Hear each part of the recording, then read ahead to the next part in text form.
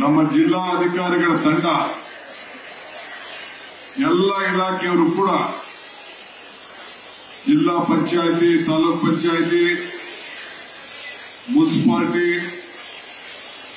ಎಲ್ಲ ಇಲಾಖೆ, ಆರೋಗ್ಯ ಇಲಾಖೆಯಿಂದ ಹಿಡಿದು ಪೊಲೀಸ್ ಇಲಾಖೆ ಎಲ್ಲರೂ ಸೇರಿ ಇವತ್ತು ಬಹಳ ಯಶಸ್ಸಾಗಿ ತಮ್ಮ ಸೇವೆ ಮಾಡಲಿಕ್ಕೆ ಕಂಕಣಬದ್ಧವಾಗಿ ನನ್ನ ಮಾರ್ಗದರ್ಶನದಲ್ಲಿ ಕೆಲಸವನ್ನ ಮಾಡ್ತಾ ಇದ್ದಾರೆ.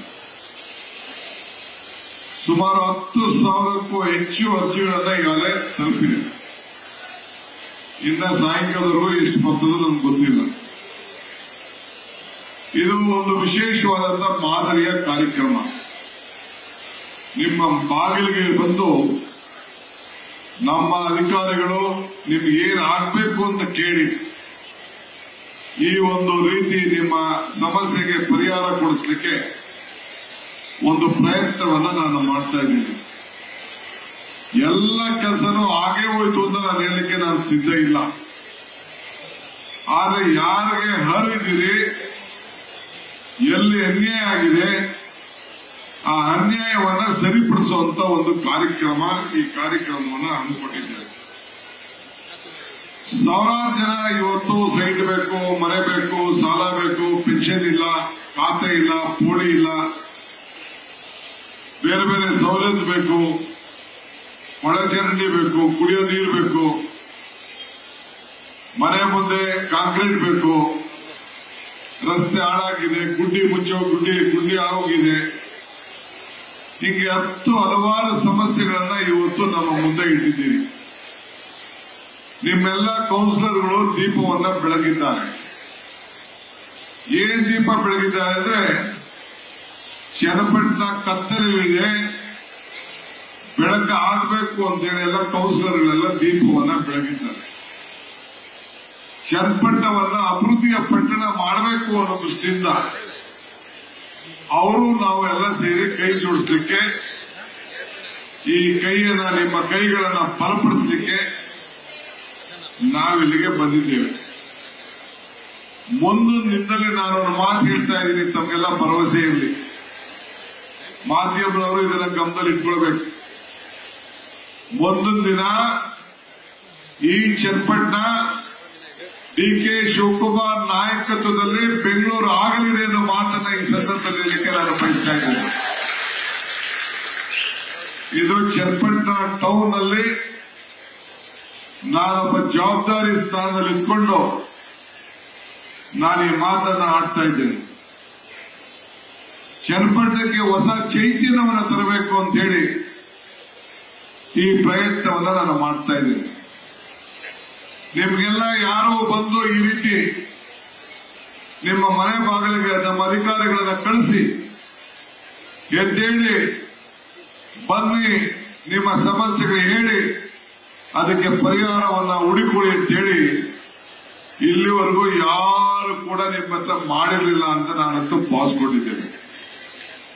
ಇವತ್ತು ಕನಕಪುರದಲ್ಲಿ ಇಂತಹ ಪ್ರಯತ್ನವನ್ನ ಮಾಡಿ ಅನೇಕ ಮಾದರಿಯಾದಂತಹ ಪೆನ್ಷನ್ಗಳು, ಒಂದು ಕಾಲದಲ್ಲಿ ನಾನು ಸುಮಾರು 14-15 ಸಾವಿರ ಪೆನ್ಷನ್ ಒಂದೇ 2 ತಿಂಗಳಲ್ಲಿ ನಾನು ಹಂಚಿದ್ದು ನನಗೆ ನೆನಪು. 8 ವರ್ಷದಿಂದ ಮನೆಗೂ ಈ ರೀತಿ ಸರ್ವೆ ಮಾಡಿಸಿ.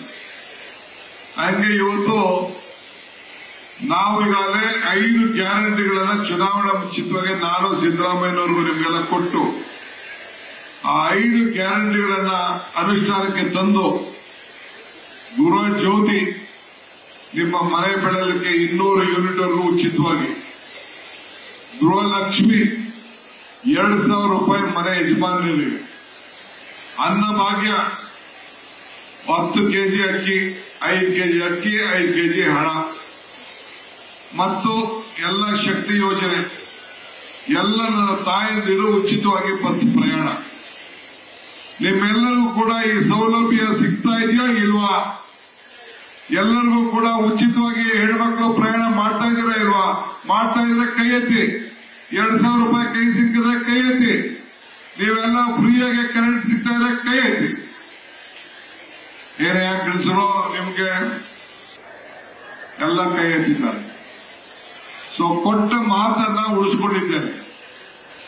ಇವತ್ತು ಕೂಡ ನಾನು ನಿಮಗೆ ಬಂದು ಏನು ಈ ಅರ್ಜಿಗಳನ್ನ ನಿಮ್ಮ ಹತ್ರ ಕೇಳಿದ್ದೇನೆ, ಅರ್ಜಿಗಳೆಲ್ಲ ಕೂಡ ಪರಿಶೀಲನೆಯನ್ನ ಮಾಡಿ ಇವತ್ತಾದ್ಮೇಲೆ ಒಂದು ಪ್ರತ್ಯೇಕವಾದಂತಹ ಸಭೆ ಮಾಡಿ revenue inspector, PDO, village accountant, commissioner, ward ಅವರು ಎಲ್ಲರೂ ಕೂಡ ಕುಂಡಿಸ್ಕೊಂಡು ನಿಮ್ಗೆ ಏನೇನು ಅನ್ಯಾಯ ಆಗಿದೆ ಅದನ್ನ ಸರಿಪಡಿಸುವಂತ ಕೆಲಸವನ್ನ ನಾನು ಮಾಡ್ತೇನೆ ಅನ್ನೋ ಮಾತನ್ನ ಈಗ ತಾನೇ ಕಾಳಿಕಾಂಬ ದೇವಿಯ ದರ್ಶನ ಮಾಡಿ, ಮಹಾರಾಜರ ಜಾಗ ಅರಮನೆ ಇತ್ತು ಇಲ್ಲಿ, ನಾನು ಹಿಂದೆ ಬಂದು ನೋಡಿದ್ದೆ, ಹಳೆಯ ಅರಮನೆ ಇತ್ತು, ಇಲ್ಲಿ ಅರಸರುಗಳ ಅರಮನೆ.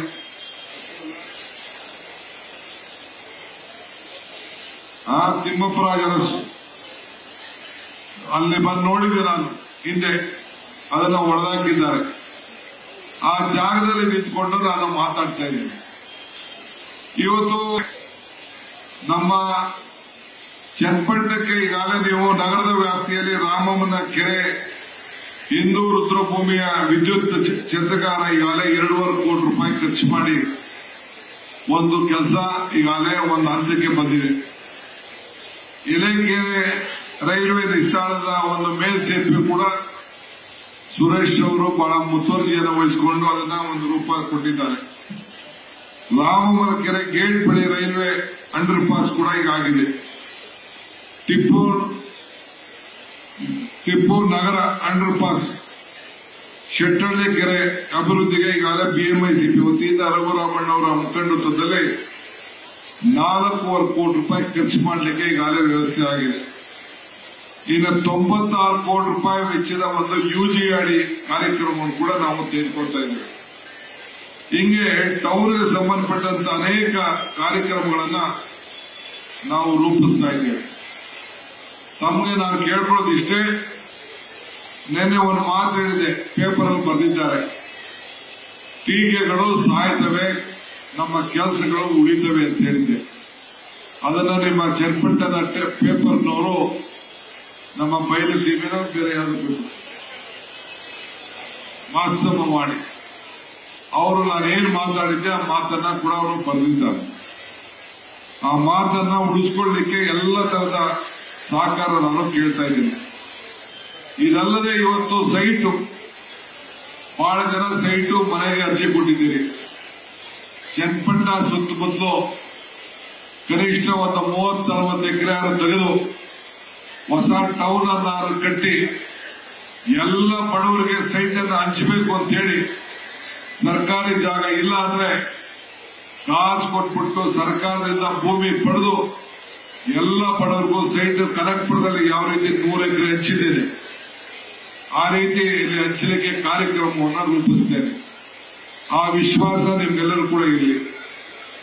ಯಾರ್ಯಾರಿಗೆ ಬಡವರಿಗೆ ಸಾಲ ಬೇಕು, ಹಿಂದುಳಿದ ವರ್ಗದವರಿಗೆ, ಪರಿಶಿಷ್ಟ ಜಾತಿಯವರಿಗೆ, ಅಲ್ಪಸಂಖ್ಯಾತರಿಗೆ, ಒಕ್ಕಲಿಗರಿಗೆ, ಲಿಂಗಾಯತರಿಗೆ, ಆಚಾರ್ಯಗಳಿಗೆ, ಯಾವುದೇ ಸಮುದಾಯ ಆಗಿರಲಿ, ಬೆಸ್ತರಿಗೆ, ಯಾವುದೇ ಸಮುದಾಯ ಆಗಿರಲಿ, ಅವರೆಲ್ಲರೂ ಕೂಡ ಬದುಕನ್ನ ಕಟ್ಕೊಳ್ಳಿಕ್ಕೆ ಅನೇಕ ನಿಗಮಗಳಿಗೆ ಸಾಲವನ್ನು ಕೊಡಿಸಲಿಕ್ಕೆ ಕಾರ್ಯಕ್ರಮವನ್ನು ನಾನು ರೂಪಿಸ್ತಾ ಇದ್ದೇನೆ.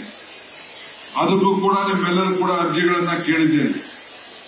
ಪೆನ್ಷನ್ಗಳು, ವಿಧವಾ ವೇತನ, ಪಾಣಿ ತಿದ್ದುಪಡಿ, ವಸತಿ ಯೋಜನೆ, ಹೊಸ ಪಡಿತರ ಚೀಟಿ, ನಿಮಗೆ ಬಸ್ಸು, ರಸ್ತೆ, ಇವೆಲ್ಲ ಕೂಡ ಪೊಲೀಸ್ ಇಲಾಖೆಯಿಂದ ತೊಂದರೆ ಆಗಿರ್ಬೋದು, ಯಾವುದೇ ಇಲಾಖೆಯಿಂದ ತೊಂದರೆ ಇರ್ಬೋದು, ಗೃಹ ಜ್ಯೋತಿ, ಗೃಹಲಕ್ಷ್ಮಿ, ಅನ್ನಭಾಗ್ಯ, ಇವೆಲ್ಲ ಸಮಸ್ಯೆಗಳಿಗೆ ಪರಿಹಾರವನ್ನು ಕೂಡ ಹುಡುಕೊಳ್ಳಿಕ್ಕೆ ನಿಮ್ಮನ್ನೆಲ್ಲ ನಾನು ಆಹ್ವಾನಿಸಿದ್ದೇನೆ.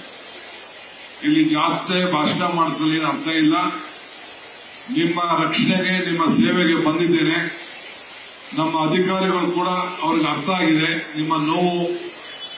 ಈಗಾಗಲೇ ರವಿ ಅವರು, ಪುಟ್ಟಣ್ಣ ಅವರು ಬಹಳ ಬಿಡಿಸಿ ನಿಮ್ಮ ಹತ್ರ ಮಾತಾಡಿದ್ದಾರೆ. ಇನ್ನ ನಿಮ್ಮ ಜೊತೆ ಸಂಪರ್ಕದಲ್ಲಿ ಇಟ್ಕೊಂಡಿರ್ತೇನೆ. ನೀವೆಲ್ಲ ನನ್ನ ಕೈಯನ್ನ ಬಲಪಡಿಸಬೇಕು, ನನಗೆ ಶಕ್ತಿ ಕೊಡಬೇಕು. ನಿಮ್ಮ ಶಾಸಕರನ್ನಾಗಿ ನಮ್ಮವನ್ನು ಮಾಡಲಿಕ್ಕೆ ತಾವು ಸಹಕಾರ ಕೊಡಬೇಕು. ಆಗ ಇನ್ನ ಹೆಚ್ಚಿಗೆ ಈ ಎಲ್ಲ ಕಾರ್ಯಕ್ರಮಗಳನ್ನು ಅನುಷ್ಠಾನ ಮಾಡಲಿಕ್ಕೆ ನನಗೆ ಅನುಕೂಲ ಆಗ್ತದೆ. ಅದಕ್ಕೆ ನೀವೆಲ್ಲ ಸಹಕಾರ ನೀಡಬೇಕು ಅಂತೇಳಿ ತಮ್ಮಲ್ಲಿ ನಾನು ಪ್ರಾರ್ಥನೆಯನ್ನು ಮಾಡ್ತೇನೆ.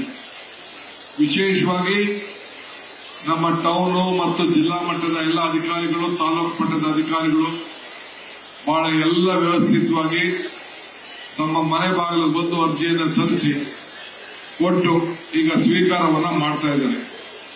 ಈಗ ಅರ್ಜಿ ನನ್ನ ಕೈ ಕೊಡದೆ ಹೋದ್ರು ಚಿಂತೆ ಇಲ್ಲ. ಆ ಕೌಂಟರ್ ಅಲ್ಲಿ ಕೊಟ್ಬಿಟ್ಟು ಎಂಡಾರ್ಸ್ಮೆಂಟ್ ನೀವು ತಗೋಬೇಕು. ಮಿಕ್ಕಿದವ್ರನ್ನ ನಾನು ಬಂದು ಇಸ್ಕೊಳ್ತೇನೆ. ಯಾರು ಹೇಳಕ್ ಹೋಗ್ಬೇಡಿ, ಗಾಬರಿ ಮಾಡ್ಕೊಳಕ್ ಹೋಗ್ಬೇಡಿ. ನೀವು ಯಾವ ಚೇರಲ್ಲಿ ಕೂತಿದ್ದೀರಿ ಅಲ್ಲೇ ಕೂತ್ಕೊಂಡಿರಿ. ಅಲ್ಲೇ ಬಂದು ಅಲ್ಲಿ ಯಾರು ಎಂಡಾರ್ಸ್ಮೆಂಟ್ ಇಲ್ಲ ಅವ್ರನ್ನೆಲ್ಲ ಸ್ವೀಕಾರ ಮಾಡಂತ ಕೆಲಸ ನಾನು ಮಾಡ್ತೇನೆ. ವಿಶ್ವಾಸ ಇರಲಿ, ತಾಳ್ಮೆ ಇರಲಿ. ಸಾಯಂಕಾಲ ಆದ್ರೂ ಕೂಡ ಈ ನಮ್ಮ ಅಧಿಕಾರಿಗಳು ನಿಮ್ಗೋಸ್ಕರ ಕಾಯ್ಕೊಂಡಿರ್ತಾರೆ. ನಿಮ್ಮ ಹತ್ರ ಎಲ್ಲ ಅರ್ಜಿಗಳನ್ನ ಸ್ವೀಕಾರ ಮಾಡ್ತಾರೆ.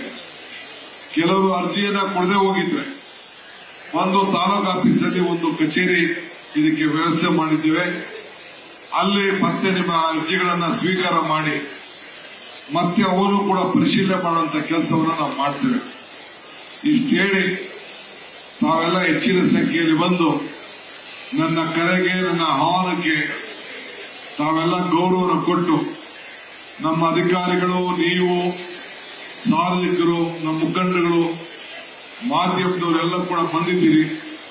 ನಿಮ್ಮೆಲ್ಲರೂ ಕೂಡ ಶುಭ ಹಾರೈಸಿ ಈ ಕಾರ್ಯಕ್ರಮಕ್ಕೆ ಯಶಸ್ವಿ ಕೋರಿ ನಿಮ್ಮ ಬದುಕಿನಲ್ಲಿ ಬದಲಾವಣೆ ಆಗಲಿ ಅಂತ ಪ್ರಾರ್ಥಿಸಿ ನನ್ನ ಮಾತು ಮುಗಿಸ್ತೇನೆ. ನಮಸ್ಕಾರ. ನ್ಯೂಸ್ ಫಸ್ಟ್ ನಿರ್ಭೀತಿಯಿಂದ ನಿಮ್ಮ ಪರವಾಗಿ.